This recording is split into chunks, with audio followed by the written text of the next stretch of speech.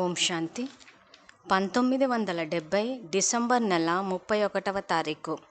ఈ అవ్యక్త మురళిలో బాబా అమృత వేళ నుండి మనం ఏ సంకల్పాలు చెయ్యాలి అంటే అమృత వేళ నుంచి రాత్రి పడుకునే వరకు పరివర్తన శక్తిని ప్రయోగించమన్నారు.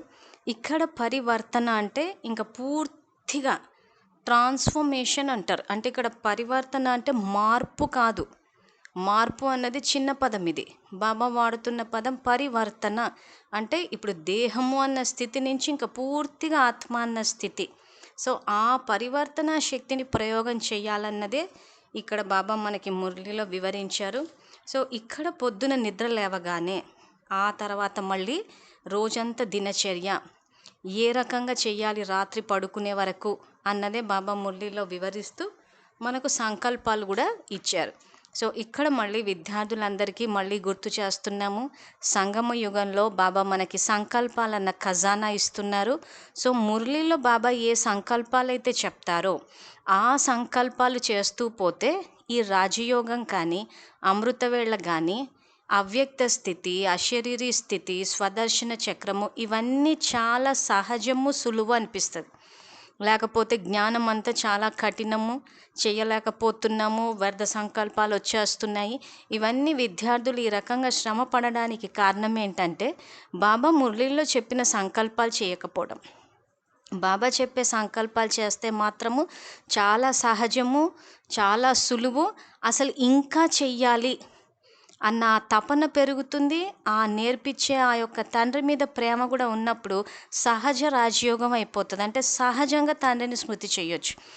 ఆ తర్వాత ఈ అమృతవేళ నిద్ర లేవడము కానీ ఆ తర్వాత దినచర్య కానీ మనం ఏదైతే అమృతవేళ చేసి మురళి విని ఇంకా అక్కడికి ఫుల్ స్టాప్ పెట్టేసి ఇంకా ఆ తర్వాత రోజంతా మర్చిపోతున్నామో అలా కాకుండా ఎప్పుడైతే బాబా యొక్క సూచనల్ని తీసుకుంటామో, బాబాని అనుసరిస్తామో అప్పుడు రోజంతా బాబా చెప్పే జ్ఞానాన్ని ఫాలో అవుతుంటే అప్పుడు ఈ సంగమయుగం యొక్క మహత్వము, అతీంద్రియ సుఖము ఇవన్నీ అనుభవంలోకి వస్తాయి. సో ఈ మురళిలో బాబా అమృత వేళ నుంచి రాత్రి పడుకునే వరకు ఏం సంకల్పాలు చేయాలని చెప్పారు. సో ఇక్కడ ముఖ్యంగా 70లో చెప్పిన మురళిది. సో ఇక్కడ విద్యార్థులు గమనించాల్సింది ఏంటంటే ఈ మురళిలో కూడా బాబా నిరంతర యోగులు అవ్వాలి అన్నారు. సో ఈ గంటలు లెక్క పెట్టుకోవడము, అమృతవేళ పొద్దున గంట చేసామా, 2 గంటలు చేసామా, లేదా బాబా 8 గంటల, ఇవన్నీ ఏంటంటే విద్యాలయంలో చిన్నపిల్లలకి నిరంతర యోగులు అవ్వాలి. ఆ నిరంతర యోగుల్లో యోగి జీవితాన్ని గడపాలి అని అంటారు. కాబట్టి ఇక్కడ ఈ మురళి వినేసి ఇంకా అమృతవేళ యోగం చేసేసి అయిపోయింది అనుకోవడానికి లేదు. సబ్జెక్టు చాలా లోతుగా ఉంది. ఆ తర్వాత ఇంకా చాలా విషయాలు చెప్తూ పోయారు బాబా. సో అడ్వాన్స్డ్ స్టేజ్ అంటే యోగి జీవితం అంటే ఇంకా ప్రతిదీ యోగ స్థితిలో ఉండి చేయడం. సో ఇప్పుడు ముఖ్యంగా అమృతవేళ నుంచి రాత్రి వరకు దినచర్య ఎలా పెట్టుకోవాలి, ఎలా సంకల్పాలు చేయాలనే చెప్తున్నారు. సో అది బాబా ఏం చెప్తున్నారో తెలుసుకుందాము. సో బాబా చెప్పేది ఆత్మజ్ఞానము. బాబా చెప్పేవన్నీ సంకల్ప స్థాయిలో ఆత్మాన్న స్థితిలో చెయ్యాలి. కాబట్టి మనము వినేటప్పుడు ఈశ్వరీయ విద్యార్థులుగా ఆత్మాన్న స్థితిలోనే ఉండి వినాలి. దానికి మనం చేయవలసిన సంకల్పము, నేను ఆత్మను, జ్యోతిర్బిందు స్వరూపాన్ని, శివ పరమాత్మ నా తండ్రి. బాబాతోటి టీచర్ అన్న సంబంధాన్ని కూడా జోడించాలి. దానికి మనం చేయవలసిన సంకల్పము, నేను ఈశ్వరీయ విద్యార్థిని, బాబా నాకు టీచరు. బాబాతోటి సద్గురువు అన్న సంబంధాన్ని కూడా జోడించాలి. దానికి మనం చేయవలసిన సంకల్పము, బాబా నాకు సద్గురువు, నేను మాస్టర్ సద్గురువును. బాబాతోటి జీవిత భాగస్వామి అన్న సంబంధాన్ని కూడా జోడించాలి. దానికి మనం చేయవలసిన సంకల్పము, బాబా నాకు జీవిత భాగస్వామి, నేను బాబాకి జీవిత భాగస్వామిని. మురళి వినేటప్పుడు పూర్తిగా ఆత్మాన్న స్థితిలోనే వినాలి. ఇక్కడ ఎవరి దగ్గర అయితే అవ్యక్త మురళిలు ఉన్నాయో ఈ మురళి 31 డిసెంబర్ 1970 ఇందులో బాబా చెప్పిన సంకల్పాలు ఆ బుక్ చూసి గుర్తుపెట్టుకుని చేయొచ్చు. బుక్ లేని విద్యార్థులు ఈ ఆడియోలో నేను 2 సార్లు రిపీట్ చేస్తాను, నోట్ చేసుకునన్నా మీరు చేయొచ్చు, లేదా వీడియోని మళ్ళీ రివైండ్ చేసన్నా చేయొచ్చు. మరి నోట్ చేసుకోవడమా, బుక్ తీసి అండర్లైన్ చేసుకుని గుర్తుపెట్టుకోవడమా అన్నది విద్యార్థుల యొక్క స్థితిని బట్టి ఉంటుంది. సంకల్పాలు మాత్రము బాబా ఇందులో ఇచ్చారు. సో ఆ సంకల్పాలకు అనుసారంగా బాబాని ఫాలో అయితే బాబా సమానంగా అవుతాం. సో ఇక్కడ ఈ మురళిలో బాబా ఏం చెప్తున్నారంటే, ఈరోజు బాబ్దాదా వర్తమానం మరియు భవిష్యత్తు 2 కాలాల్లో రాజ్యాధికారులు అంటే విశ్వ కళ్యాణకారి మరియు విశ్వ రాజ్యాధికారి 2 రూపాలలో పిల్లలను చూస్తున్నారు. ఎంతెంత విశ్వ కళ్యాణకారి అవుతారో అంతంత విశ్వ రాజ్యాధికారి అవుతారు. ఈ రెండు అధికారాలు పొందేటందుకు విశేషంగా స్వపరివర్తన శక్తి కావాలి. ఇంత క్రితం కూడా చెప్పాను, సదా అమృతవేళ నుండి రాత్రి వరకు పరివర్తన శక్తిని ఎంత కార్యంలో ఉపయోగించాలి. సో ఇక్కడ బాబా విశ్వ కళ్యాణకారులే విశ్వ రాజ్యాధికారులు అవుతారు కాబట్టి ఆ అధికారాలు పొందాలి అని అనుకుంటే, అంటే విశ్వ కళ్యాణకారి విశ్వ రాజ్యాధికారి ఈ అధికారాలు పొందాలంటే విశేషంగా స్వపరివర్తన శక్తి, సెల్ఫ్ ట్రాన్స్ఫర్మేషన్ ఇది. సో మార్పు అన్న పదాన్ని బాబా ఎక్కడా వాడరు, బాబా పరివర్తన అన్న పదాన్నే వాడతారు. సో పరివర్తన అంటే ఇంకా పూర్తిగా మార్పు చెందడం. సో దాని గురించి ఏం సంకల్పాలు చేయాలన్నదే బాబా ఇక్కడ చెప్తూ, మొదటి పరివర్తన అంటే మొదట మనం ఏదైతే మార్చాలో ఆ మార్చాల్సిన విషయం ఏంటంటే, కళ్ళు తెరుస్తూనే నేను శరీరాన్ని కాదు ఆత్మను. ఇది ఆది సమయం యొక్క ఆది పరివర్తన సంకల్పం. ఈ ఆది సంకల్పం పైనే మొత్తం రోజంతటి దినచర్య ఆధారపడి ఉంటుంది. ఒకవేళ అది సంకల్పంలో పరివర్తన కాకపోతే మొత్తం రోజంతా స్వరాజ్యం లేదా విశ్వ కళ్యాణంలో సఫలీకృతులు కాలేరు. ఆది సమయం నుండి పరివర్తన శక్తిని కార్యంలోకి తీసుకురండి. ఎలా అయితే సృష్టి ఆదిలో పరంధామం నుండి దేవాత్మ సతో ప్రధాన ఆత్మ పాత్రలోకి వస్తుంది, అదేవిధంగా ప్రతి రోజుకు ఆది కాలం అమృతవేళ. కనుక ఈ ఆది కాలంలో మేల్కొంటూనే మొదటి సంకల్ప స్థితిలో బాబాని కలుసుకోవడానికి బ్రాహ్మణ ఆత్మనైన నేను అవతరించాను అనే శక్తిశాలి సంకల్పం చేయాలి. ఈ సమర్థ లేదా శ్రేష్ఠ సంకల్పమే శ్రేష్ఠ మాట, శ్రేష్ఠ కర్మకు ఆధారం అవుతుంది అంటున్నాను. సో ఇక్కడ బాబా అమృతవేళ అంటే ఆది సమయం. సో సృష్టి ఆది సమయంలో పరంధామం నుండి ఆత్మ దిగినప్పుడు అది దేవాత్మగా సతో ప్రధాన ఆత్మగా పాత్రలోకి వచ్చింది. సో రోజులో అమృతవేళ అన్నది ఆది కాలం కాబట్టి ఆ ఆది కాలంలో కళ్ళు తెరుస్తూనే నేను ఆత్మని, లేదు విద్యార్థులు ఇంకా బాగా గుర్తుపెట్టుకోవాలంటే నేను ఆత్మని నిరాకార జ్యోతిర్బిందు స్వరూపాన్ని అన్న ఈ సంకల్పం చేసి ఆ తర్వాత దిగడమే దేవాత్మగా సతో ప్రధాన స్థితిగా ఈ భూమిపైకి మనం దిగుతాం. కాబట్టి అదే విధంగా రోజులో అమృత వేళలో కార్య వ్యవహారాలు మొదలుపెట్టే ముందు బాబా చేయవలసిన సంకల్పం ఏం చెప్తున్నారంటే, ఆది కాలంలో మేల్కొంటూనే మొదటి సంకల్ప స్థితిలో బాబాని కలుసుకోవడానికి బ్రాహ్మణాత్మనైన నేను అవతరించాను అనే శక్తిశాలి సంకల్పం చేయాలి. సో మళ్ళీ చదువుతున్న సంకల్పం ఏంటో, బాబాని కలుసుకోవడానికి బ్రాహ్మణ ఆత్మనైన నేను అవతరించాను అనే శక్తిశాలి సంకల్పం చెయ్యాలి. ఈ సమర్థ లేక శ్రేష్ఠ సంకల్పమే శ్రేష్ఠ మాట, శ్రేష్ఠ కర్మకు ఆధారం అవుతుంది. సో బ్రాహ్మణాత్మనైన నేను అవతరించాను అంటే ఇక్కడ ఇంకా దేహం అన్న స్థితి నుంచి వచ్చేసాం. ఇంకా అవతరణ అంటే ఇంకా దేహంతో సంబంధం లేదు. బాబా విషయానికి వచ్చేసరికి కూడా అవతరణ అన్న పదాన్ని వాడుతున్నాం, జన్మ తీసుకున్నారు అనట్లేదు. సో అదే విధంగా బాబాని కలుసుకోవడానికి బ్రాహ్మణాత్మనైన నేను అవతరించాను అనే శక్తిశాలి సంకల్పం చెయ్యండి అంటున్నాడు. సో ఇక్కడ మొదట మనం నిద్ర లేవగానే నేను ఆత్మని నిరాకార జ్యోతిర్బిందు స్వరూపాన్ని, బాబాని కలుసుకోవడానికి బ్రాహ్మణాత్మనైన నేను అవతరించాను అన్న ఈ సంకల్పాలు మొట్టమొదట నిద్ర లేవగానే చెయ్యాలి అంటున్నారు. తర్వాత దీని గురించే బాబా వివరణ ఇస్తూ, నేను ఎవరు, పరివర్తనా శక్తికి ఆధారం పునాది ఇదే అంటున్నాడు. సో మార్పుకి పునాది అంటే పరివర్తనకి పునాది ఏంటి అంటే నేను ఎవరు అన్న విషయంలో గనక మనకు నిశ్చయం ఏర్పడితే అది పరివర్తనకు పునాది అంటున్నారు. తర్వాత రెండవ పరివర్తన నేను ఎవరి వాడిని. తర్వాత మూడవ విషయం, సర్వ సంబంధాలు ఎవరితో ఉన్నాయి, సర్వ ప్రాప్తులు ఎవరి ద్వారా లభిస్తాయి. మొదట దేహం యొక్క పరివర్తన తర్వాత దేహ సంబంధాల పరివర్తన తరువాత సంబంధాల ఆధారంగా ప్రాప్తుల యొక్క పరివర్తన, వాటి పరివర్తననే సహజ స్మృతి అంటారు. కనుక ఆదిలోనే పరివర్తనా శక్తి ఆధారంగా అధికారి కాగలరు అంటున్నారు. సో అమృతవేళ లేచినప్పుడు నేనెవరిని, ఎవరి వాడిని, సర్వ సంబంధాలు ఎవరితో ఉన్నాయి, సర్వ ప్రాప్తులు ఎవరి ద్వారా లభిస్తాయి. ఈ ప్రశ్నలకు సమాధానాలు ఏవైతే ఉన్నాయో ఈ సమాధానాలు గనక స్మృతి చేస్తే సహజ స్మృతి అంటారు. సో ఇక్కడ యోగం చేసేటప్పుడు కొంతమంది మేము ఏం సంకల్పాలు చేయాలి, ఎలా చేయాలి అనుకునే విద్యార్థులంతా నేను ఎవరంటే నేను నిరాకార జ్యోతిర్బిందు స్వరూపాన్ని, నేను ఎవరి వాడను అనంటే నేను బాబా వాడిని, నేను శివ పరమాత్మ నా తండ్రి. సర్వ సంబంధాలు ఎవరితో ఉన్నాయంటే పరమాత్మతో ఉన్నాయి. సర్వ ప్రాప్తులు ఎవరి ద్వారా లభిస్తున్నాయి అంటే సర్వప్రాప్తులు పరమాత్మ ద్వారా. ఈ 4 ప్రశ్నలకు సమాధానాలు కనుక మీరు పొద్దున్నే, అంటే ఇక్కడ బాబా మనకి వివరిస్తున్నారు, సో మనకు సమాధానాలు తెలుసు కాబట్టి ఈ 4 విషయాల్లో కనుక మీరు పరివర్తన చేయగలిగితే రోజంతా స్మృతి సహజంగా ఉంటుంది అంటాడు. సో నేను ఆత్మని, శివ పరమాత్మ నా తండ్రి, నా సర్వ సంబంధాలు బాబాతోనే, సర్వ ప్రాప్తులు ప్రతిదీ బాబాతోనే. ఇక్కడ గనక నిశ్చయం ఏర్పడితే ఇంకా తర్వాత రోజంతా నేను దేహాన్ని, నా దేహ సంబంధీకులు, ఆ తర్వాత నాకు ఏది లభించినా దేహదారుల వల్ల వస్తుంది. సో దేహదారులతో మంచితనంగా ఉండకపోతే సమస్యలు వస్తాయేమో, లేకపోతే మంచితనంగా ఉంటేనే వాళ్ళు వచ్చి సహాయం చేస్తారేమో అని ప్రాప్తులని దేహ సంబంధీకుల నుంచి ఆశిస్తున్నాం మనం.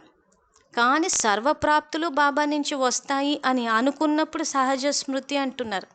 అందుకే బీజానికి నీళ్లు పోయాలి, ఆకుకి వెయ్యొద్దు అంటాడు బాబా. సో మనం ఏం చేస్తున్నామంటే ఇక్కడ ఆత్మని మనము శక్తిశాలిగా చెయ్యకుండా మన యొక్క దేహాన్ని, దేహ సంబంధీకులని, మన యొక్క రిలేషన్షిప్స్ని, కాంటాక్ట్స్ని, వీటన్నిటిని శక్తిశాలిగా పెట్టుకోవడానికి శ్రమ పడుతున్నాం కాబట్టి అలసిపోతున్నాం. అదే బీజానికి నీళ్లు పోసేసాం. నిద్ర లేవగానే మొట్టమొదట నేను ఆత్మని, నిరాకార జ్యోతిర్బిందు స్వరూపాన్ని, బ్రాహ్మణాత్మనైన నేను బాబాని కలుసుకోవడానికి అవతరించాను. నా సర్వ సంబంధాలు బాబాతోటి, నా సర్వ ప్రాప్తులు బాబా నుంచే వస్తాయి. ఈ పునాది గనక మీరు గట్టిగా వేస్తే రోజంతా మీకు స్మృతి అన్నది సహజమైపోతుంది. దీన్నే సహజ స్మృతి అంటారు. కనుక ఆదిలోనే పరివర్తనా శక్తి ఆధారంగా అధికారి కాగలరు అంటున్నారు. అంటే పొద్దున్నే మార్నింగ్ టైంలోనే కనుక సెట్ చేసేస్తే ఆ తర్వాత రోజంతా స్మృతి అన్నది సహజమైపోతుంది. మళ్ళీ కాసేపు బాబా గుర్తున్నారు, కాసేపు గుర్తులేదు, సమస్య వచ్చింది, అదొచ్చింది, ఇదొచ్చింది, ఇవన్నీ సమాప్తమైపోతాయి.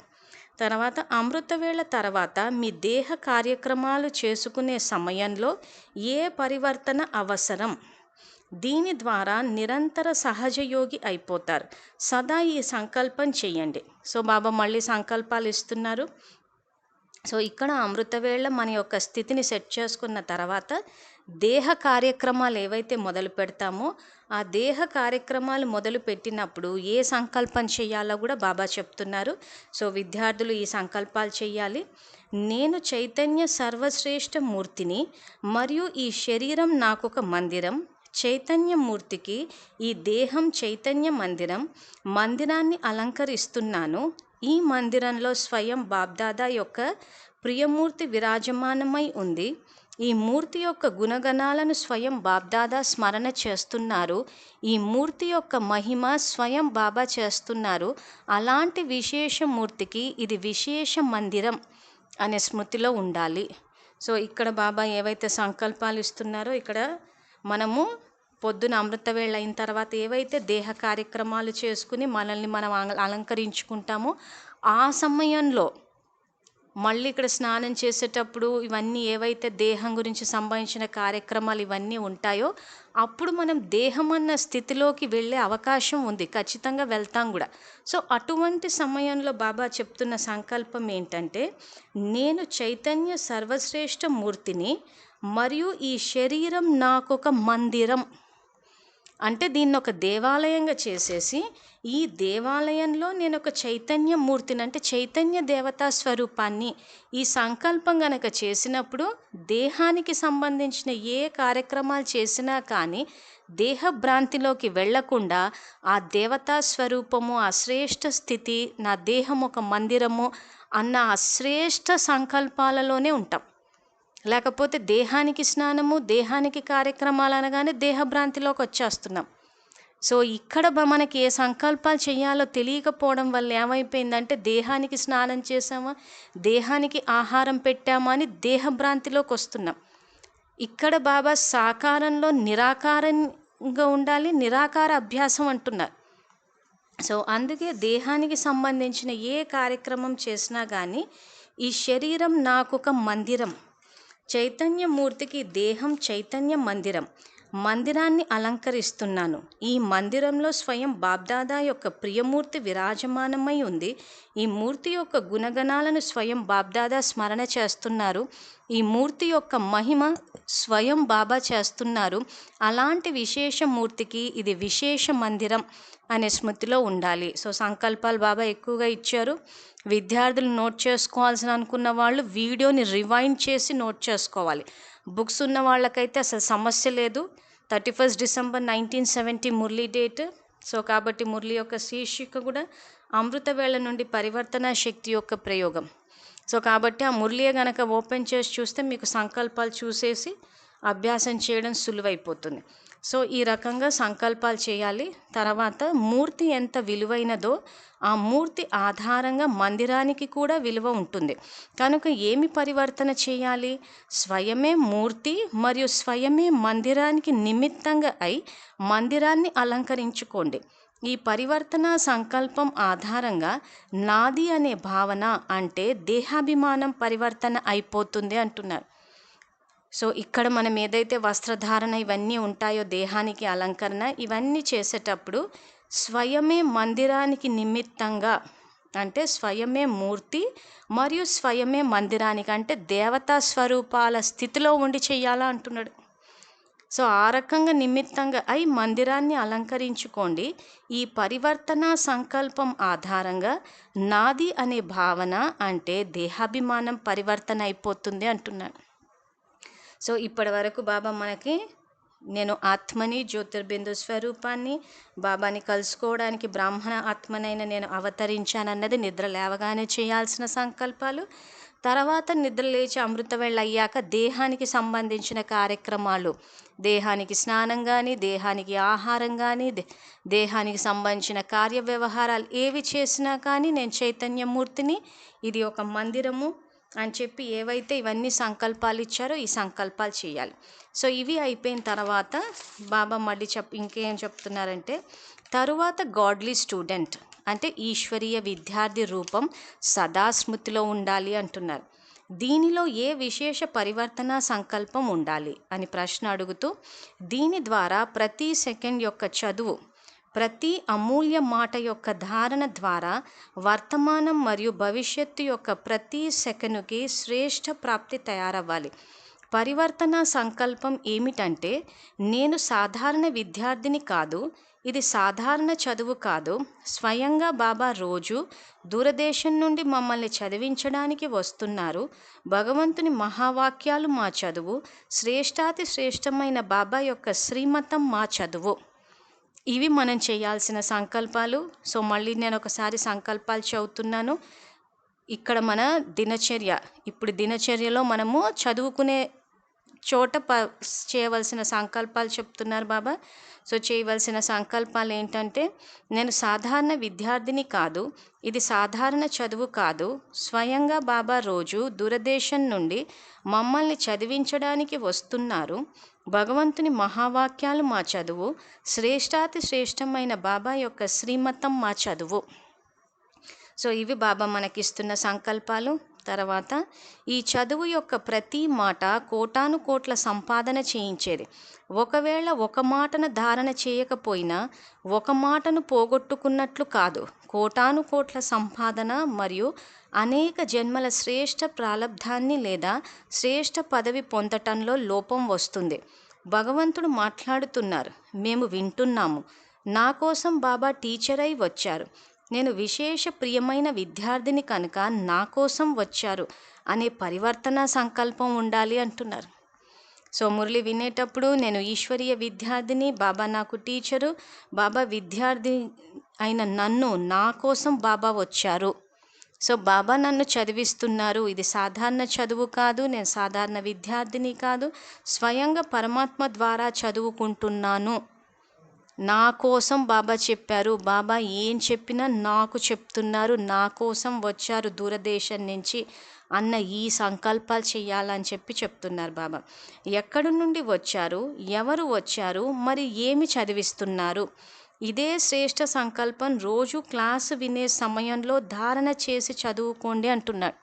సో క్లాసు వినేటప్పుడు ఎక్కడి నుంచి వచ్చారు బాబా? పరంధామం నుంచి స్వయంగా పరమాత్మ వచ్చి మన చేత శ్రేష్టమైన మహావాక్యాలను చదివిస్తున్నారన్న ఈ విషయాన్ని ధారణ చేసి చదువుకోండి అంటున్నారు. సాధారణ క్లాసు కాదు, వినిపించే వ్యక్తిని చూడకండి, కానీ మాట్లాడేటటువంటి మాటలు ఎవరివో వారిని ఎదురుగా పెట్టుకోండి అంటున్నాడు. సో ఇక్కడ మురళి విషయానికి వచ్చేసరికి జ్ఞానానికి, ఎవరైతే ఆ జ్ఞానాన్ని చెప్తున్నారో అంటే స్థూలమైన వాక్కు ద్వారా వాళ్ళని చూడకండి అంటున్నాడు. సో వాళ్ళని చూడకుండా మాట్లాడేటటువంటి మాటలు ఎవరివో వారిని ఎదురుగా పెట్టుకోండి అంటున్నాడు. సో జ్ఞానం చెప్పే వాళ్ళంతా చెప్పేది బాబా యొక్క జ్ఞానం కాబట్టి బాబాని ఎదురుగా పెట్టుకోండి అంటున్నారు. సో ఆ రకంగా చెప్పేవాళ్ళు అక్కడ దేహదారులైనా కానీ బాబాని పెట్టుకోవాలి అని అంటే ఈ సంకల్పాలన్నీ చేయాలి. సో ఆ సంకల్పాలు చేస్తే ఇంకప్పుడు చెప్పే దేహదారులు మనకు కనిపించరు, డైరెక్ట్గా బాబానే కనిపిస్తారు. బాబా నుంచి డైరెక్ట్గా వింటున్న అనుభవం కూడా కలుగుతుంది. లేకపోతే దేహదారులు వాళ్ళ యొక్క విశేషతలు, వాళ్ళ యొక్క లోపాలు, వాళ్ళు వేసుకున్న బట్టలు, వాళ్ళ వస్త్రాలు ఇవే గుర్తుండిపోయి అక్కడ జ్ఞానం వినిపిస్తూ ఉంటుంది కానీ బుద్ధిలో కూర్చోదు. సో వింటూ ఉంటాము, జ్ఞానం బాగుంది అనిపిస్తుంది కానీ వెంటనే జ్ఞానం మర్చిపోవడానికి, ధారణా స్థాయిలోకి రాకపోవడానికి, ఇవన్నీ జరగడానికి కారణం ఏంటంటే ఆ మహావాక్యాలు చెప్పేవి పరమాత్మవని చెప్పి పరమాత్మతోటి బుద్ధియోగాన్ని జోడించకపోవడం వల్ల, చెప్పే దేహదారులతోటి జోడిస్తున్నాం కాబట్టి జ్ఞానం వినిపిస్తుంది కానీ మన స్థితి దేహమైపోయి ఉండడం వల్ల ఆ జ్ఞానము గుర్తు కూడా ఉండట్లేదు. ఏ విద్యార్థులైతే మాకు జ్ఞానం పాయింట్లు గుర్తుండట్లేదని చెప్పేసి అంటున్నారో ఆ విద్యార్థులు తెలుసుకోవాల్సిన విషయం ఏంటంటే, మీరు జ్ఞానాన్ని వినేటప్పుడు దేహం అన్న స్థితిలో గనక ఉంటే దేహం అన్న స్థితిలో ఏ పాయింట్ బుద్ధిలో కూర్చోదు. ఇక్కడ బుద్ధి దివ్యంగా అయితేనే బాబా పాయింట్లు ఆ బుద్ధిలో కూర్చుంటాయి. సో దివ్యంగా ఎప్పుడవుతాయి? మీరు ఆత్మ అన్న స్థితిలో ఉంటేనే. అందుకే ఇక్కడ బాబా సంకల్పాలు అవే ఇస్తున్నారు. ఆత్మ అన్న స్థితిలో ఉండండి. విద్యార్థులము స్వయాన బాబా నా కోసం వచ్చి చదివిస్తున్నారు అన్న ఈ చదువుని ఆ రకంగా చదివితేనే మీరు ఆ స్థితిలోకి వచ్చి వినగలుగుతారు. అందుకే మళ్ళీ వాక్యం చదువుతున్నాను, వినిపించే వ్యక్తిని చూడకండి కానీ మాట్లాడేటటువంటి మాటలు ఎవరివో వారిని ఎదురుగా పెట్టుకోండి. అంటే వ్యక్తంలో అవ్యక్త బాబాని మరియు నిరాకారి బాబాని చూడండి అంటున్నాడు. సో ఎదురుగా దేహదారులు ఉన్నా కానీ అవ్యక్త బాబాని మరియు నిరాకారి బాబాని, బాబ్దాదాలను చూడండి అంటున్నారు. కనుక ఏమి పరివర్తన చేయాలో అర్థమైందా? చదువుకున్నారు, ఇంకా ముందుకు వెళ్ళండి. ఇప్పుడు ఏమి చెయ్యాలి? ఇప్పుడు సేవా పాత్ర అభినయించాలి అంటున్నాను. సో ఇప్పటి వరకు బాబా నిద్ర లేవగానే చేయాల్సిన సంకల్పాలు, తర్వాత దేహ కార్యక్రమాలు చేసేటప్పుడు చేయాల్సిన సంకల్పాలు, తర్వాత గాడ్లీ స్టూడెంట్ చదువుకునేటప్పుడు మన సంకల్పాలు ఏంటి అన్న ఈ 3 విషయాలు చెప్పారు. తర్వాత నెక్స్ట్ బాబా చెప్పేది సంబంధాల గురించి. సో ఆ తర్వాత రోజులో సంబంధాలకు సంబంధించి మనం చేయవలసిన సంకల్పాలు ఏంటో బాబా వివరంగా చెప్పారు ఇక్కడ. సో బాబా ఏమంటున్నారంటే, సేవలో ఏ రకమైన సేవ అయినా అనగా ఈశ్వరీయ సేవ అయినా, కుటుంబం యొక్క సేవ అయినా, లౌకిక కుటుంబం అయినా, కర్మబంధన ఆధారంగా సంబంధం అయినా కానీ కుటుంబంలో సేవ చేస్తూ ఇదే పరివర్తన సంకల్పం చేయండి. సో ఇక్కడ బాబా చేయాల్సిన సంకల్పాలు చెప్తున్నారు. సో ఈ సంకల్పాలు ఎప్పుడు చేయాలి అంటే, సేవ అనగా ఈశ్వరీయ సేవ అయినా, కుటుంబం యొక్క సేవ అయినా, లౌకిక కుటుంబం అయినా, కర్మబంధన ఆధారంగా సంబంధం అయినా కానీ కుటుంబంలో సేవ చేస్తూ ఇదే పరివర్తన సంకల్పం చేయాలి. ఏమని? మరజీవ జన్మ తీసుకున్నారు అంటే లౌకిక కర్మబంధన సమాప్తి అయిపోయింది. కర్మబంధన అని భావించి నడవకండి. కర్మబంధన అని ఆలోచించడం మరియు చెప్పడం ద్వారానే బందీ అయిపోతారు. కానీ ఈ లౌకిక కర్మబంధన యొక్క సంబంధం ఇప్పుడు మరజీవ జన్మ తీసుకున్న కారణంగా శ్రీమతం ఆధారంగా అది కూడా సేవా సంబంధం, కర్మబంధన కాదు, సేవా సంబంధం అంటున్నాం.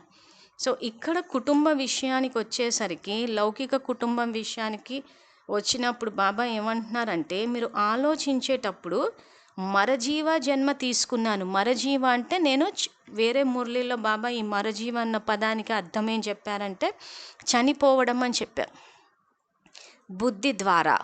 సో మనం చనిపోయి మళ్ళీ బ్రహ్మ ముఖవంశీయులుగా బాబా బిడ్డలుగా జన్మ తీసుకున్నాం.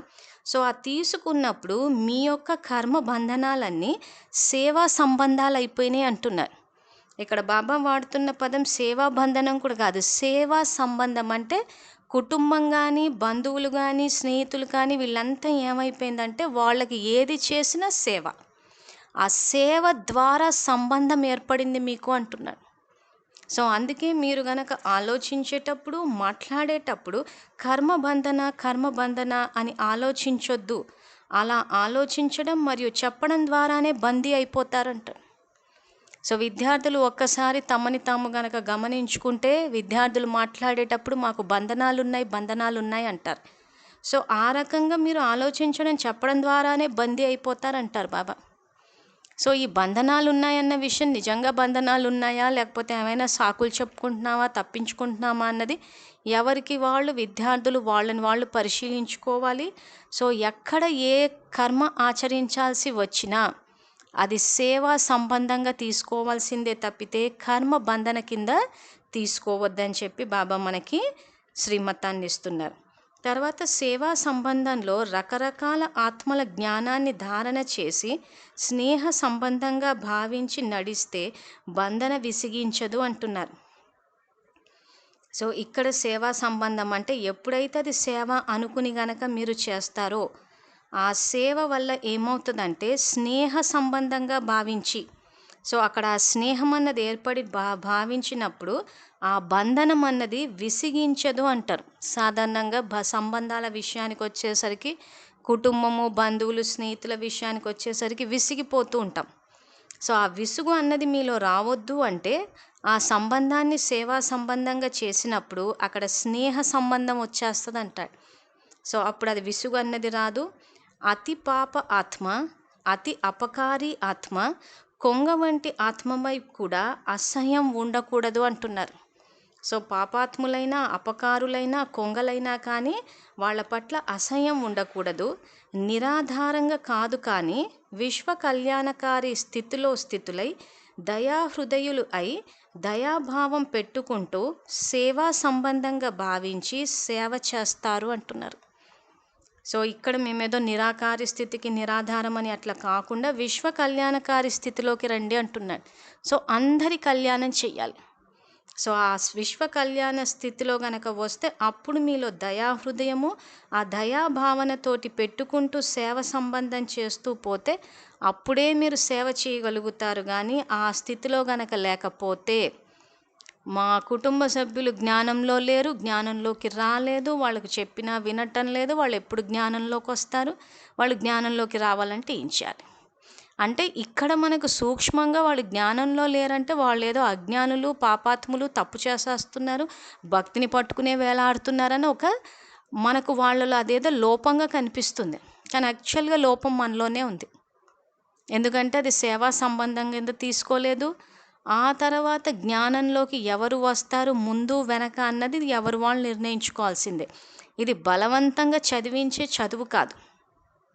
తర్వాత మేము జ్ఞానంలో ఉన్నాము, వాళ్ళు లేరు, వాళ్ళు భక్తిని వదిలిపెట్టమంటున్నారు అని ఆలోచిస్తున్నామంటే బాబా కొన్ని మురళీల్లో సూక్ష్మంగా ఆలోచిస్తే అది మీలోని అహంకారం అంటాడు. అంటే మేము జ్ఞానంలో ఉన్నాం, మీరు లేరు. సో జ్ఞానంలో ఉన్న మనము జ్ఞాన స్వరూపాలమై మనమే అర్థం చేసుకోవాలి. సో ఇక్కడ బాబా ఏం చేస్తున్నారు, ఈ సృష్టి చక్రంలో ఎవరికి ఏది కావాలో మీరు నిర్ణయించుకోండి అని చెప్పి స్వేచ్ఛనిస్తున్నారు. సో పరమాత్మనే మనకి స్వేచ్ఛని ఇచ్చినప్పుడు మనము ఒకరికి స్వేచ్ఛని హరించి మీరు జ్ఞానంలోకి రండి జ్ఞానంలోకి రండి అని చెప్పి బలవంతం చేస్తున్నామంటే హింస చేస్తున్నాం. బాబా మనకి మురళీలు చెప్పేటప్పుడు ఎక్కడ హింసకు పాల్పడటం లేదు, ప్రేమగానే చెప్తున్నారు. సో మనము చెప్పేటప్పుడు ప్రేమగానే చెప్తాం, కానీ మీరు రావాల్సిందే, వినాల్సిందే, చేయాల్సిందే అంటే అది హింసే అవుతుంది కదా బలవంతం చేయడం అన్నది. సో ఆ బలవంతం చేసినప్పుడు ఇదెక్కడ జ్ఞానమా అని చెప్పి కూడా చాలామందిలో ఆ యొక్క వ్యతిరేకత వచ్చేస్తుంది. సో అలా కాకుండా వాళ్ళకి రావాలి జ్ఞాన మార్గంలో కంటే వాళ్ళ పట్ల మనము విశ్వ కళ్యాణకారులమై దయాహృదయులమై సేవా సంబంధం ఏర్పరచుకుంటే చేయగలం. ఆ సేవా సంబంధం లేనప్పుడు వాళ్ళు భక్తిని వదలరు, రమ్మంటే రారు. అక్కడ సేవా సంబంధం లేదు, ఎక్కడో సూక్ష్మంగా వీళ్ళు తప్పు చేసేస్తున్నారు, రమ్మంటే రావట్లేదు. సో విద్యార్థులు ఎవరి ఆలోచనలు వాళ్ళు పరిశీలించుకుని ఆ సంకల్పాలన్నిటినీ ఇప్పుడు ఈ మురళిలో చెప్పిన విధంగా పరివర్తన చేసుకోవాలి. తర్వాత ఇక్కడ బాబా అన్నట్టు విశ్వ కళ్యాణకారి స్థితులై దయాహృదయులై దయాభావం పెట్టుకుంటూ సేవా సంబంధంగా భావించి సేవ చేస్తారు. మరియు ఎంత నిరాశ కేసులకైనా సేవ చేసినప్పుడే బహుమతి లభిస్తుంది. ప్రసిద్ధ విశ్వ కళ్యాణిగా మహిమ చేయబడతారు. శాంతిదూత అనే బహుమతి లభిస్తుంది. కనుక కుటుంబం కర్మబంధన కాదు, సేవా సంబంధం అనే పరివర్తన సంకల్పం చెయ్యండి అంటున్నారు. సో ఇక్కడ ఎంత నిరాశ కేసులకైనా సేవ చేసినప్పుడే బహుమతి లభిస్తుంది అంటున్నాను. సో జ్ఞానంలోకి వచ్చే వాళ్ళకి జ్ఞానం చెప్పేసి మేము చెప్పేసామనో లేకపోతే వెళ్ళి శివ సందేశం ఇచ్చి సేవ అయిపోయిందని కాదు, ఈ నిరాశ కేసులకైనా సేవ చేసినప్పుడే వాళ్ళు నిరాశ నిస్పృహలో ఇంకా ఏమీ కాదు ఈ లోకంలో, భగవంతుడు ఏమీ చేయడు, అసలు ఏమీ మార్పు రాదు, అలాంటి వాళ్ళకి సేవ చేసినప్పుడే బహుమతి లభిస్తుంది. ప్రసిద్ధ విశ్వ కళ్యాణిగా మహిమ చేయబడతారు. శాంతిదూత అనే బహుమతి లభిస్తుంది. ఎవరిస్తారు ఇవన్నీ అంటే శివబాబా ఇస్తారు. కనుక కుటుంబం కర్మబంధన కాదు, సేవా సంబంధం అనే పరివర్తన సంకల్పం చెయ్యండి. సో కుటుంబంలో సమస్యలు ఉన్న వాళ్ళందరూ చేయవలసిన సంకల్పం ఇది. మేము ఈశ్వరీయ సేవ చేస్తున్నాము, వీళ్ళంతా ఈశ్వరీయ విద్యార్థులు. అసలు ఏ రకంగా అలౌకికాన్ని లౌకికంలోకి మార్చాలా అన్నది కూడా బాబా మురళీలు చెప్పారు, వీడియోలు కూడా అప్లోడ్ అయ్యి ఉన్నాయి. ఆసక్తి ఉన్న విద్యార్థులు అవి చూడొచ్చు. తర్వాత జ్ఞాన మార్గంలోకి కుటుంబ సభ్యులు రావాలంటే దానికి వీడియోస్ ఉన్నాయి. సో అవన్నీ ఏంటంటే బాబా మురళీలో ఇచ్చిన సంకల్పాలను ఆధారంగా తీసుకుని తయారు చేసినాయి. సో అవి గనక చూస్తే కుటుంబం విషయానికి వచ్చేసరికి బీజానికి నీళ్లు పోస్తూ వెళ్తూ ఉంటే ఆకులు వాటంతట అవే చిగురించి వంశవృక్షం, బాబా చెప్పినట్టు మన యొక్క వృక్షం అన్నది పచ్చగా ఉంటుంది. లేకపోతే ఎప్పుడు చూసినా చికాకులు, సమస్యలు, బంధనాలు అని చెప్పేసి బాబా ఏం చేస్తున్నారు అని చెప్పి ఫైనల్గా బాబాని ప్రశ్నించే స్థితికి రావద్దు. కాబట్టి సేవ చేస్తూ తగుల్పాటులోకి రాకూడదు. అప్పుడప్పుడు డాక్టర్ కూడా పేషెంట్ యొక్క తగుల్పాటులోకి వచ్చేస్తారు. సేవా సంబంధం అంటే త్యాగి మరియు తపస్వి రూపం. సత్యమైన సేవ యొక్క లక్షణాలు త్యాగం మరియు తపస్సు. సో త్యాగం అంటే ఇక్కడ ఏం చేయాలంటే దేహ సంబంధీకుల పట్ల మోహము, వస్తు వైభోగాల పట్ల అనాసక్తి, అవి చేసినప్పుడే తపస్సు. సో తపస్సు అంటే బాబా నేను బాబా ఇద్దరమే, ఇది బాబా చెప్పే త్యాగం మరియు తపస్సు. సో సేవా సంబంధాలు అయిపోయిన తర్వాత వ్యాపారాలు. సో రోజులో వ్యాపారాలు చేసేటప్పుడు శరీర నిర్వహణ, ఆత్మ నిర్వహణ అని 2 విషయాలు చెప్పారు. సో ముఖ్యంగా బాబా ఇక్కడ ఆత్మ నిర్వహణ గురించే చెప్తున్నారు. సో బాబా ఏం చెప్తున్నారంటే అలాగే వ్యవహారంలో కూడా సలహా ప్రకారం నిమిత్త మాత్రంగా శరీర నిర్వహణ, కానీ ముఖ్య ఆధారం ఆత్మ నిర్వహణ. శరీరం నిర్వహణలో ఆత్మ నిర్వహణ ఎప్పుడూ మర్చిపోకూడదు. వ్యాపారం చేస్తూ శరీరం నిర్వహణ మరియు ఆత్మ నిర్వహణ రెండింటి సమానత ఉండాలి.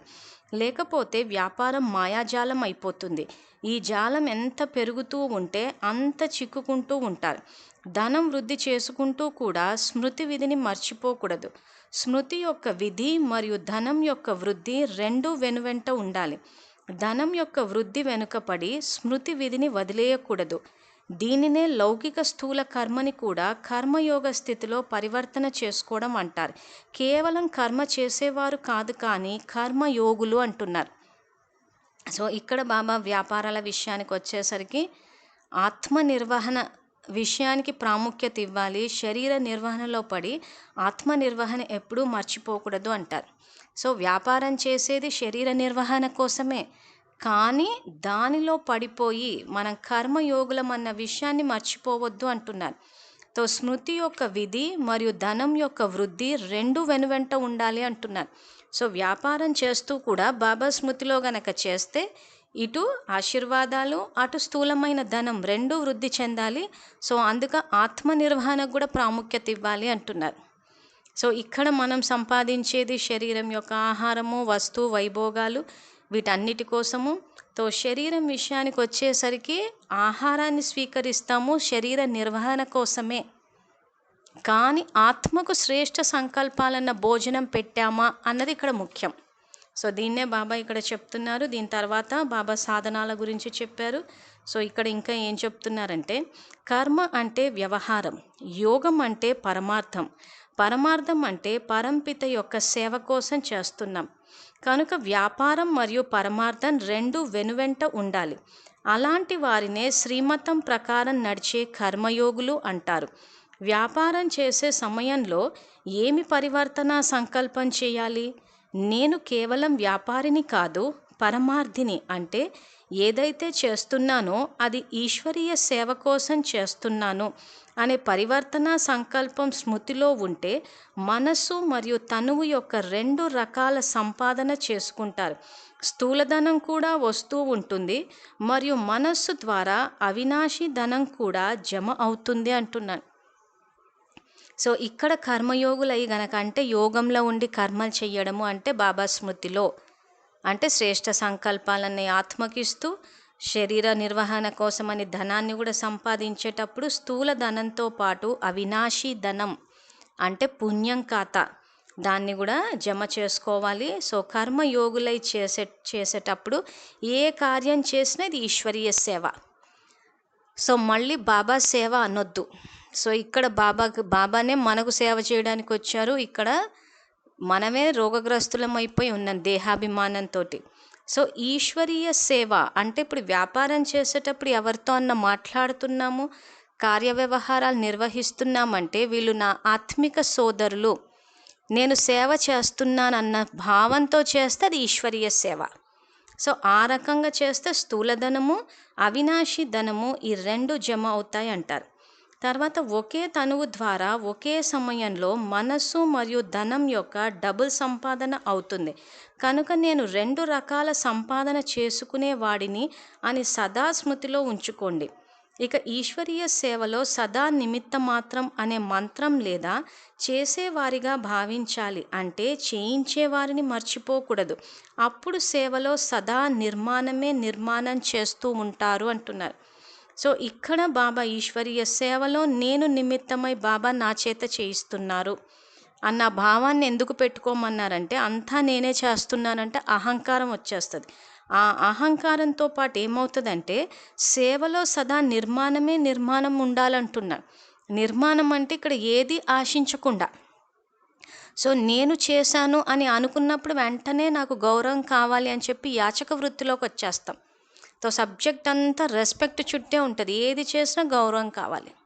సో వాళ్ళు నన్ను గుర్తించాలి, నాకు మర్యాద ఇవ్వాలి అని చెప్పి ఏవైతే మనం ఆలోచిస్తూ ఉన్నామో సో ఆ రకంగా అయ్యే అవకాశాలు ఉన్నాయి. కాబట్టి ఈశ్వరీయ సేవ చేస్తున్నాము, కర్మయోగులము అన్న ఈ భావనతోటి గనక చేస్తే ఏది ఆశించకుండా చేస్తాం. కాబట్టి స్థూల ధనంతో పాటు అవినాశి ధనం పుణ్యం కూడా జమ అవుతుంది. తర్వాత ఇంకేమంటున్నారంటే, ముందుకు వెళ్తే అనేక రకాల వ్యక్తులు మరియు వైభవాలు అంటే అనేక రకాల వస్తువులతో సంబంధం ఉంటుంది. సో ఇక్కడ బాబా మనకి మురళిలో అమృత వేళ నుంచి నిద్రపోయే వరకు ఏ రకంగా మనం సంకల్పాలు చేయాలి, ఏ రకంగా మనం ప్రవర్తించాలన్నదే ఇక్కడ చెప్తున్నారు. సో ఇక్కడ ఇప్పుడు వ్యాపారం అయిపోయిన తర్వాత వస్తువులు, వ్యక్తులు, వైభవాలు ఇవన్నీ వస్తే మనం ఏ రకంగా సంకల్పాలు చేయాలని చెప్తున్నారు. కాబట్టి ముందుకు వెళ్తే అనేక రకాల వ్యక్తులు మరియు వైభవాలు అంటే అనేక రకాల వస్తువులతో సంబంధం ఉంటుంది. దీనిలో కూడా సదా వ్యక్తిలో వ్యక్త భావాలకు బదులు ఆత్మిక భావాన్ని ధారణ చేయండి. వస్తువులు మరియు వైభవాల పట్ల అనాసక్త భావాన్ని ధారణ చేస్తే ఆ వైభవాలు మరియు వస్తువులు అనాసక్త ఆత్మ ముందు దాసీ రూపంలో ఉంటాయి. ఆసక్తి గల వారిని అయస్కాంతం వలె ఆకర్షిస్తూ ఉంటాయి. అప్పుడు వాటిని వదిలించుకోవాలనుకున్నా వదలవు. అందువలన వ్యక్తి పట్ల ఆత్మభావం మరియు వైభవాల పట్ల అనాసక్త భావం యొక్క పరివర్తనను ధారణ చేయండి అంటున్నారు. సో ఇక్కడ వ్యక్తి పట్ల ఆత్మభావం అంటే ఎవరిని చూసినా వాళ్ళ దేహాన్ని చూసి నామరూపాల్లో చిక్కుకోకుండా వాళ్ళ పట్ల ఆత్మ, వీళ్ళు నా ఆత్మిక సోదరులు, ఒక తండ్రి పిల్లలమన్న ఆత్మభావన మరియు వైభవాల పట్ల అనాసక్త భావం. సో వైభవాలకు ఆకర్షితం అవ్వడం కానీ వాటికి అధీనమైపోవడం, బానిసలైపోవడం, దాసీలైపోవడం చెయ్యొద్దు అంటున్నారు బాబా. సో అలా చేయకుండా ఉండాలి అని అంటే ఇక్కడ మనం మొట్టమొదటి ఆలోచన అమృతవేళ నిద్ర లేవగానే బాబా మీరు నిరాకార జ్యోతిర్బిందు స్వరూపాలు, బాబాని కలవడానికి అవతరించి ఉన్నాను, ఆ తర్వాత చైతన్యమూర్తిని మందిరాన్ని అలంకరిస్తున్నాను, తర్వాత నేను ఈశ్వరీయ విద్యార్థిని, తర్వాత ఏది చేసినా అంత సేవా సంబంధము, తర్వాత వ్యాపారం విషయానికి వచ్చేసరికి ఆత్మనిర్వహణ, కర్మయోగులు, ఇలా ఇవన్నీ చేస్తూ పోతే మిగిలినవి చేయడం సహజం అయిపోతుంది. అన్నీ పక్కన పెట్టి ఏదో ఒక పాయింట్ తీసి చేస్తాము అని అంటే కూడా కాదు. సో బాబా చెప్పిన అన్ని మొత్తం రోజంతా ఇవన్నీ పాటిస్తూ పోవాలి. సో వ్యక్తుల పట్ల ఆత్మభావన, వైభవాల పట్ల అనాసక్త భావాన్ని ఇక్కడ ధారణ చేయాలి అంటున్నారు. సో మళ్ళీ దాని గురించే బాబా ఇంకా వివరణ ఏమిస్తున్నారంటే, పాత ప్రపంచం యొక్క ఆకర్షణమయ దృశ్యాలు ఉంటాయి. అల్పకాలిక సుఖ సాధనాలను ఉపయోగించుకుంటారు లేదా చూస్తారు. కానీ ఆ సాధనాలను లేక దృశ్యాలను చూస్తూ అక్కడక్కడ సాధనని మర్చిపోయి సాధనాలలోకి వచ్చేస్తున్నారు. సాధనాలకి వశీభూతం అయిపోతున్నారు. సాధనాల ఆధారంగా సాధన ఉంటే ఇసుక పునాదిపై ఇల్లు కడుతున్నట్లు భావించండి. వారి పరిస్థితి ఏమవుతుంది? మాటి మాటికి అలజడి అవుతారు. ఇంచుమించు పడిపోయినట్లే అనే పరిస్థితి ఉంటుంది. అందువలన ఇదే పరివర్తన చేయండి. సాధనాలు వినాశి మరియు సాధన అవినాశి. వినాశీ సాధనాల ఆధారంగా అవినాశీ సాధన ఉండదు. సాధనాలు నిమిత్తం మాత్రం సాధన ఆధారంగా నిర్మాణం జరుగుతుంది. కనుక సాధనాలకి విలువ ఇవ్వకండి, సాధనకి విలువ ఇవ్వండి అంటున్నారు. ఇక్కడ బాబా ఏమంటున్నారంటే, అల్పకాలిక సుఖ సాధనాలను ఉపయోగించుకుంటారు లేదా చూస్తారు. కానీ ఆ సాధనాల ద్వారా దృశ్యాలను చూస్తూ అక్కడక్కడ సాధనని మర్చిపోయి సాధనాలలోకి వచ్చేస్తున్నారు అంటున్నారు. సో ఇక్కడ ఏమవుతుందంటే బాబా ఇప్పుడు దీనికి ఉదాహరణ, యోగం చేసేటప్పుడు మాకు సాధనాలు ఉండాలి అంటున్నారు. అంటే ఒక మ్యూజిక్, ఒక కమెంటరీ. సో అప్పుడు ఏమవుతుంది, మీరు ఆ రకంగా ఈ సాధనాలలోకి వచ్చినప్పుడు సాధనని మర్చిపోయి సాధనాలలోకి వచ్చేస్తున్నారు. అంటే మన యొక్క సాధనకి ప్రాముఖ్యత ఇస్తున్నామా, సాధనాలకు ఇస్తున్నామా అంటే సాధనాలకే ఇస్తున్నాం. అంటే ఖచ్చితంగా మ్యూజిక్ ఉండాలి, ఖచ్చితంగా కమెంటరీ ఉండాలి. ఈ మురళిలో బాబా ఇలా చెప్పారు, కానీ వేరే 23 May 74 మురళి, దాని వీడియో కూడా ఇందులో అప్లోడ్ అయ్యి ఉంది. ఆ మురళిలో అయితే మాత్రం ఫెయిల్ అవుతారని చెప్పాడు డైరెక్ట్గానే. ఈ మురళిలో ఏమంటున్నారంటే, ఇసుక పునాదిపై ఇల్లు కడుతున్నట్లు భావించండి అంటున్నారు. అంటే మ్యూజిక్లు, కమెంటరీలు వేసుకుని మన యొక్క స్థితిని యోగ స్థితిలోకి తెచ్చే ప్రయత్నం చేసాం మనం. అలా చేసినప్పుడు ఏమవుతుందంటే, ఇసుక పునాదిపై ఇల్లు కడుతున్నట్లు భావించండి.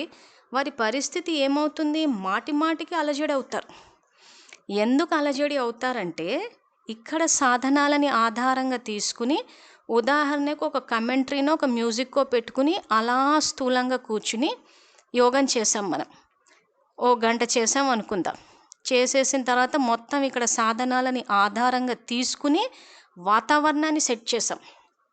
అంటే ఈ సాధనాలలో ముఖ్యమైన లైట్, ఆ లైట్ను ఆఫ్ చేసి ఆ పరంధామం ఎఫెక్ట్ రావడానికి ఏం చేసామంటే రెడ్ లైట్ వేశారు. అంటే ఒక లైట్ అన్న సాధనాన్ని ఆధారంగా తీసుకుని పరంధామం ఎఫెక్ట్ ఇచ్చాం ఇక్కడ రెడ్ లైట్ వల్ల. సో ఇక్కడ పరంధామానికి ఎలా వెళ్తారు? సంకల్పం ద్వారా. కానీ సాధనం అంటే ట్యూబ్ లైట్కి రెడ్ కలర్ పేపర్ చుట్టి ఆ ఎఫెక్ట్ ఇచ్చాం మనం. సో ఆ లైట్ ఎఫెక్ట్ ఇచ్చిన తర్వాత ఆ డిమ్ లైటింగ్ తర్వాత ఇక్కడ మ్యూజిక్. సో ఆ మ్యూజిక్ లేదా కమెంటరీ అంటే ఇక్కడ మళ్ళీ సౌండ్ ఎఫెక్ట్ ఇచ్చాం. సో ఇటు కళ్ళకు ఆ dim lighting plus red light, చెవులకి మ్యూజిక్ కమెంటరీ అంటే ఈ సాధనాలు వాడాం. తర్వాత కంఫర్టబుల్ సీటింగ్ చైర్లో కుషన్లో లేకపోతే దీనిలో ఏవో పెట్టుకుని సీటింగ్ అరేంజ్మెంట్ కూడా చేసుకున్నాము. ఎవ్వరూ మాట్లాడకుండా ప్రశాంతమైన వాతావరణం అంటే ఒక కండిషన్డ్ ఎన్విరాన్మెంట్ ఇది. అంటే మనం క్రియేట్ చేసుకున్న సిచ్యువేషన్ ఇది.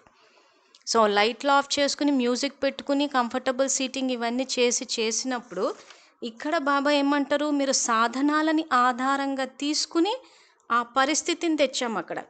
అలా గనక మీరు చేస్తే ఇసుక పునాదిపై ఇల్లు కట్టడం అంటే ఎప్పుడైనా అలజడిలోకి అయిపోతుంది.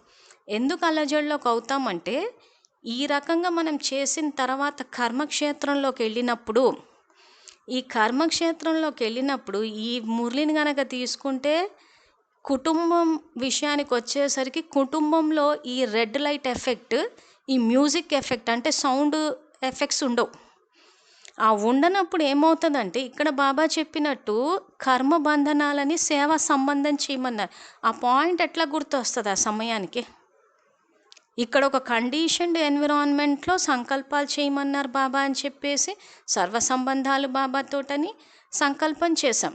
కానీ కర్మక్షేత్రంలోకి వచ్చేసరికి అక్కడ red light effect, music effect రెండు ఎఫెక్ట్స్ లేకపోయేసరికి మళ్ళీ కుటుంబ సభ్యులు నామరూపాల్లో చిక్కుకునేసరికి అలజడికి లోనయ్యాం. అందుకే సాధనాలని ఆధారంగా తీసుకుని సాధన చెయ్యకండి అంటున్నాడు. అసలు ఇంకా సేవ చేసేటప్పుడు ఆ హయ్యెస్ట్ లెవెల్ ఏదైతే ఉందో అవ్యక్త ఫరిష్తా దేవతా స్వరూపాలు అంటాడు బాబా.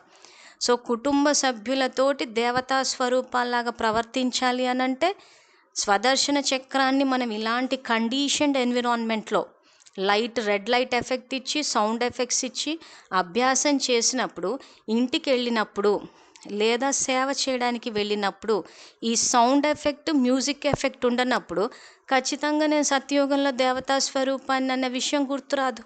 అందుకే మీరు అడిజళ్ళలోకి వస్తారంటారు. తర్వాత పూర్తిగా బయటికి వెళ్ళినప్పుడు ఎండలో నిల్చొని సేవలు చేయాల్సి వస్తూ ఉంటుంది. కానీ నాకు ఏసీ రూమ్లో కూర్చుని యోగం చేసే అలవాటు ఉంది. సో యోగం చేసేటప్పుడు నాకు ఏసీ, ఫ్యాన్లు ఈ సాధనాల మీద ఆధారపడ్డాను. సో ఈ సాధనాల మీద ఆధారపడి సేవ చేయడానికి ఉదాహరణకి మనం సబ్జెక్ట్ అండర్స్టాండింగ్ కోసం పుస్తకాల పంపిణీ చూసుకుందాం. ఆ పుస్తకాలు పంచడానికి వెళ్ళినప్పుడు ఆ రోడ్ల మీద దుమ్ము, ధూళి, ఎండ, వాన అన్నిటికీ నిలబడాల్సి వస్తుంది. ఆ నిలబడాల్సి వచ్చినప్పుడు వీళ్ళు పుస్తకాలు చదవరు, పడేస్తారన్న వ్యర్థ సంకల్పాలు ఎందుకు వస్తున్నాయి? ఆత్మాన్య స్థితి పోయింది కాబట్టి. ఆత్మాన్య స్థితి ఎందుకు పోయింది? అటువంటి సందర్భంలో మనము దుమ్ము, ధూళి, ఎండ, వాన ఇలాంటి ఎన్విరాన్మెంట్లో కూడా, ఇలాంటి పరిస్థితుల్లో కూడా ఆత్మాన్య స్థితిలోకి వచ్చేటట్టు అభ్యాసం చేయలేదు. అభ్యాసమే సాధనాల మీద ఆధారంగా తీసుకుని చేశాం. కానీ పుస్తకాల పంపిణీకి వెళ్ళినప్పుడు అక్కడ red light effect, music effect, commentary effect ఇవ్వలేదు ఎవరు అక్కడ. ఆ మందిరాల్లో చేసేటప్పుడైతే విపరీతమైన సౌండ్, విపరీతమైన గోల, శివభక్తులంతా ఓం నమ శివాయ అని చెప్పేసి అరుపులు ఇవన్నీ వింటున్నప్పుడు ఈ కండిషన్డ్ ఎన్విరాన్మెంట్ అక్కడ లేదు. ఆ లేకపోయేసరికి ఆత్మాన్య స్థితి ఉండట్లేదు. ఏ ఒక్కరు పుస్తకం తీసుకోకపోయినా వెంటనే వ్యర్థ సంకల్పాల యొక్క సిరీస్ వచ్చేస్తుంది అక్కడ. వీళ్ళు ఎవరో ఒక్కరు తీసుకోరు. 100 మందికి పంచితే 99 మంది తీసుకుని ఒకరు తీసుకోకపోయేసరికి ఇంకా వ్యర్థ సంకల్పాల ఇట్లా ఫ్లో స్టార్ట్ అయిపోతుంది. అందుకే బాబా సాధనాలని ఆధారంగా తీసుకుని చెయ్యొద్దంటారు. తర్వాత పంచేటప్పుడు ప్రతి ఒక్కరికి సంకల్ప స్థాయిలో వరదానం ఇస్తూ పోవాలి. విద్యార్థులు మర్చిపోతున్నాం అంటున్నారు. సో వరదానం ఇవ్వాలన్న విషయాన్ని ప్రతి ఒక్కరికి ఎందుకు మర్చిపోతున్నామంటే ఇక్కడ మనం అభ్యాసం చేసేటప్పుడు ఒక సెటప్ పెట్టుకుని చేసాం. సో ఆ కర్మక్షేత్రంలో పుస్తకాలు పంచేటప్పుడు సిచ్యువేషన్ లైవ్గా పోతుంది. ఆ లైవ్గా పోయినప్పుడు ఏమైందంటే ఈ సౌండ్ ఎఫెక్ట్, లైట్ ఎఫెక్ట్ లేకపోయేసరికి వరదానాలు ఇవ్వాలన్న విషయం గుర్తు రావట్లేదు. సో బాబా స్మృతి సేవ రెండు బ్యాలెన్స్ చేయమన్నప్పుడు స్మృతి సేవ బ్యాలెన్స్ చేయలేకపోతున్నాం. ఒక సేవ చేస్తున్న స్మృతి పోతుంది. సో కారణం ఏంటంటే అభ్యాసం చేసేటప్పుడే మీరు సాధనాల మీద ఆధారపడి చేస్తున్నారు కాబట్టి ఇక్కడ మాటి మాటికి అలజడి అవుతారు, ఇంచుమించు పడిపోయినట్లే అన్న పరిస్థితి ఉంటుంది. సో ఫైనల్గా ఇలాంటి సేవలు చేసేసి సంఘటనలో సంస్కారాల యొక్క క్లాష్ వచ్చినప్పుడు ఇంకా నేను ఇంకొకసారి సేవకు రాను, నేను ఇంట్లో కూర్చుని మనసా సేవ చేసుకుంటాను అంటున్నారు. ఎందుకు ఆ పరిస్థితి వచ్చింది అంటే మనం యోగం చేసేటప్పుడు సాధనాలని ఆధారంగా తీసుకుని చేశాం. సంకల్పాలు స్వశక్తితో చేయాలి. సో కర్మక్షేత్రంలో సిచ్యువేషన్ అనేది లైవ్గా పోయినప్పుడు సౌండ్ ఎఫెక్ట్, లైట్ ఎఫెక్ట్ ఉండదు కాబట్టి ఎటువంటి పరిస్థితి వచ్చినా కానీ శ్రేష్ఠ సంకల్పం. వీళ్ళ ఆత్మిక సోదరులు వ్యక్తుల ప్రభావానికి రావద్దు, వ్యక్తుల పట్ల ఆత్మిక భావన, వైభవాల పట్ల అనాసక్త భావన. సో ఎండకు వానకు నిలబడాల్సి వచ్చినా కానీ చేయాల్సి వస్తుంది. అక్కడ మళ్ళీ ఏసీలు ఉండవు. సో ఏసీ ఉంటే చాలామంది ఎండాకాలం మేము సేవకు రాము అంటారు. ఎందుకు? సాధనాల మీద ఆధారపడ్డారు కాబట్టి. ఏ కాలమైనా నిరంతర సేవ అన్నాడు బాబా.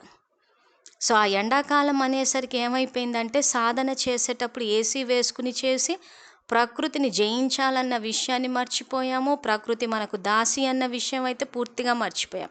సో ఆ ఎండ ప్రభావానికి మేము రాము అంటున్నారు. ఎందుకు? సాధనాల మీద ఆధారపడ్డాం. సో అందుకే బాబా మీరు సాధనాలకి ఎంత అలవాటు పడిపోయారంటే సాధనని సేవని కూడా మర్చిపోతుంటారంటాడు.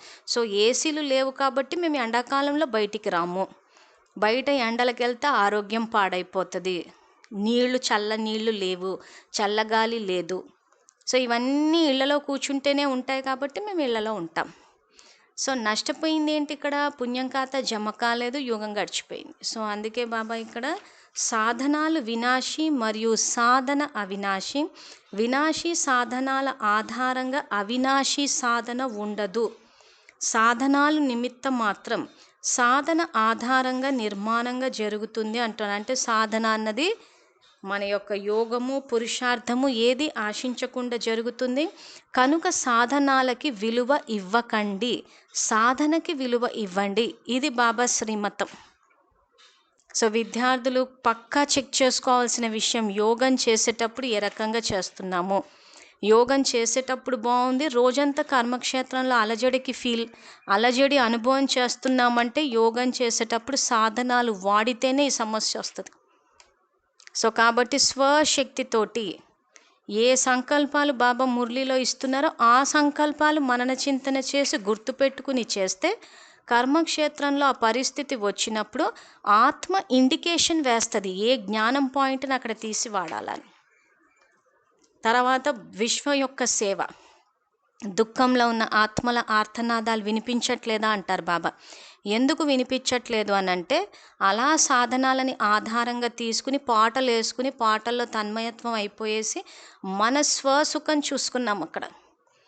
ఎప్పుడైతే ఆ యోగం అలా చేసి ఇచ్ఛామాత్రం అవిద్య స్థితికి వస్తామో ప్రపంచంలో ఎక్కడెక్కడ ఆత్మలు దుఃఖంతో ఉన్నారో వాళ్ళకి నేను ఏ సంకల్పం ఇవ్వాలి, ఏ శక్తిని ఇవ్వాలి అన్న ఈ బాధ్యతనే మనకు కనిపిస్తుంది. సో ఆ బాధ్యత అన్నది మనం తీసుకోలేకపోయామనంటే ఇక్కడ సాధనాల మీద ఆధారపడిపోయి ఆ సుఖానికి అలవాటు పడిపోయాం. సో ఇంట్లో కూర్చుని అలా సెంటర్లో కూర్చుని యోగం చేస్తే బాగుంది. సో యోగం చేసుకున్నాము, ఆ తర్వాత జరిగే కార్యక్రమాలు వచ్చేసాం. మరి విశ్వసేవ ఏం జరిగింది అక్కడ? సో అందుకే బాబా సాధనాలకి విలువ ఇవ్వకండి, సాధనకి విలువ ఇవ్వండి. సదా నేను సిద్ధి స్వరూపాన్ని అని భావించండి, కానీ సాధనాల స్వరూపం కాదు అంటున్నాడు. సిద్ధి స్వరూపం అంటే మనం చేసే ప్రతి సంకల్పం అక్కడ సిద్ధించాలి. అది ఎప్పుడు సాధ్యము, ఏ సందర్భంలో ఏ సంకల్పం చేయాలన్నది మనకు తెలియాలి. అది ఎప్పుడు తెలుస్తుంది? బాబా మురళిలో ఇచ్చిన సంకల్పాలు తీసుకుని అభ్యాసం చేసి విశ్వసేవ అన్న బాధ్యతని నెత్తినేసుకుంటాయి.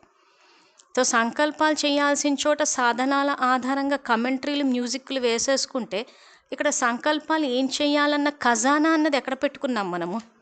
బుద్ధి అన్న ఖజానాలో సంకల్పాలు ఉంటే కదా తీస్తాము.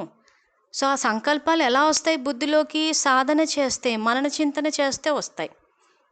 సో విద్యార్థులు ఎవరెవరైతే బాబా సమానంగా విశ్వసేవ చెయ్యాలి అని అనుకుంటారో ఆ విద్యార్థులు ముఖ్యంగా కమెంట్రీలు, మ్యూజిక్లు లేకుండా చేయాలి.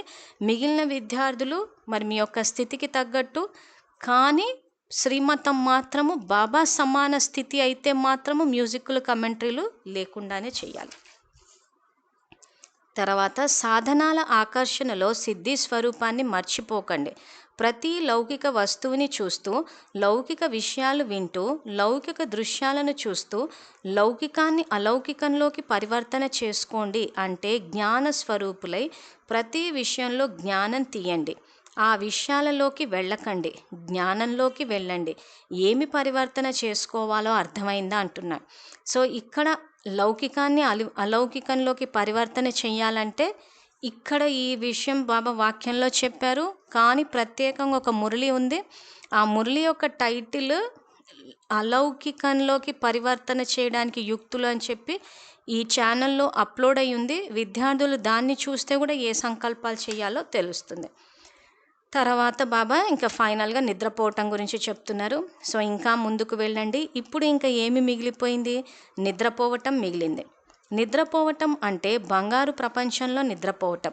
నిద్రను కూడా పరివర్తన చేయండి. పరుపుపై నిద్రించకండి. మరి ఎక్కడ నిద్రపోవాలి? బాబా స్మృతి యొక్క ఒడిలో నిద్రపోండి. ఫరిష్తాల ప్రపంచంలో స్వప్నాలలో విహరించండి. ఇలా స్వప్నాలను మరియు నిద్రను కూడా పరివర్తన చేయండి. ఆది నుండి అంతిమం వరకు పరివర్తన చేయండి. పరివర్తన శక్తిని ఎలా ఉపయోగించాలో అర్థమైందా అంటున్నారు. సో ఇక్కడ బాబా పడుకునేటప్పుడు బాబా స్మృతి యొక్క ఒడిలో నిద్రపోండి అంటున్నాడు. సో దీనికి సంబంధించి బాబా స్వదర్శన చక్రాన్ని తిప్పాలని చెప్పారు ఒక చోట. సో దానికి సంబంధించి మురళి ఫోటో తీసి కూడా గుడ్ నైట్ బాబా అని చెప్పి ఒక వీడియో అప్లోడ్ చేశాము. అందులో బాబా ఇచ్చిన సూచనలకు అనుగుణంగా గనక చేస్తే బాబా చెప్పినట్టు బాబా స్మృతి అనే ఒడిలో నిద్రపోగలుగుతాం. తర్వాత ఈ కొత్త సంవత్సరం పరివర్తన శక్తి యొక్క బహుమతి ఇస్తున్నాను అంటున్నారు. సో బాబా ఈ మురళిని 31 డిసెంబర్ 1970లో చెప్పారు. సో సంవత్సరం యొక్క ఆఖరి రోజు అది. సో కాబట్టి ఆఖరి రోజు కొత్త సంవత్సరం మళ్ళీ మొదలవుతుంది కాబట్టి సో దానికి బాబా ఏం చెప్తున్నారంటే ఈ కొత్త సంవత్సరం పరివర్తన శక్తి యొక్క బహుమతి ఇస్తున్నాను. స్వపరివర్తన మరియు విశ్వ పరివర్తన అనే బహుమతి ద్వారా విశ్వ పరివర్తన సమయం సమీపంగా తీసుకురాగలరు. కొత్త సంవత్సర శుభాకాంక్షలు అయితే అందరూ ఇస్తారు, కానీ బాబ్దాదా కొత్త సంవత్సరంలో సదా తీవ్ర పురుషార్థి అయ్యే కొత్తదనం యొక్క శుభాకాంక్షలు ముందుగానే ఇస్తున్నారు. కొత్త సంవత్సరం, కొత్త సంస్కారాలు, కొత్త స్వభావం, కొత్త ఉత్సాహ ఉల్లాసాలు, నవవిశ్వం కొరకు శ్రేష్ఠ సంకల్పం, సర్వులకు ముక్తి జీవన్ముక్తి యొక్క వరదానం ఇచ్చే శ్రేష్ఠ సంకల్పం సదా ఉండాలనే కొత్త ధనానికి శుభాకాంక్షలు చెప్తున్నారు. పాత సంస్కారాలు, పాత నడవడికకు వీడ్కోలు ఇవ్వాలి అంటున్నారు. సో కొత్త సంవత్సరం అంటే బాబా ఏమేం కొత్తగా ఉండాలని చెప్పి ఇంకా పాత సంవత్సరంలో పాత సంస్కారాలు, పాత నడవడికి వీడ్కోలు ఇవ్వండి అంటున్నారు. తర్వాత ఇలా ప్రతి కర్మలో పరివర్తన శక్తి ద్వారా స్వపరివర్తన మరియు విశ్వ పరివర్తన చేసే వారికి ప్రతి సెకను, ప్రతి సంకల్పం, ప్రతి కర్మ కొత్తగా అంటే స్వర్ణిమంగా చేసేవారికి, శ్రేష్టంగా అంటే సతోప్రధానంగా చేసేవారికి కొత్త సంవత్సరంలో స్వయంలో మరియు విశ్వంలో కొత్త చమత్కారాన్ని చూపించే వారికి, ఇప్పటి వరకు అసంభవం అని భావించే స్వయం పట్ల, విశ్వం పట్ల ఆ అసంభవాన్ని సంభవం చేసేవారికి ఇటువంటి సదా సఫలతామూర్తి శ్రేష్ఠ సిద్ధిస్వరూప ఆత్మలకి బాబ్దాదా యొక్క ప్రియ స్మృతులు మరియు నమస్తే. ఓం శాంతి.